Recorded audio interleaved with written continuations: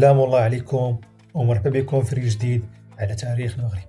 من بعد ما توفى دريس الأول والدريس الثاني كان مازال طفل صغير، ودابا الدولة بلا حاكم حقيقي، ولكن القبائل الأمازيغية ما تفرقاتش وبقات محافظة على البيعة حتى يكبر، حيت كانوا شايفين فيه الشرعية وولد مؤسس الدولة.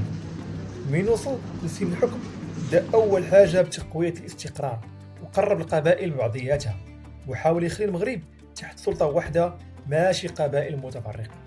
موراها قرر يدير خطوة كبيرة في التاريخ، اختار يبني مدينة جديدة تكون مركز للحكم والتجارة والعلم، وهكا تأسست فاس سنة 880 ميلادية.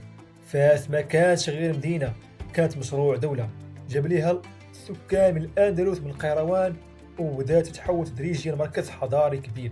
في العهد ديالو تنظم حكم ولات كاينة إدارة وقضاء وكبر العمران والتجارة، ومن هنا بدات ملامح المغرب كدولة حقيقية ماشي غير مناطق متفرقة. لهذا المؤرخون كيعتبروا دريس الثاني هو الباني الحقيقي للدولة، ماشي غير والد ديالها. إلا وصلتي حتى لهنا دير لايك، خلي تعليق، وتابع الصفحة باش يوصلك كل جديد إن شاء الله. والسلام عليكم.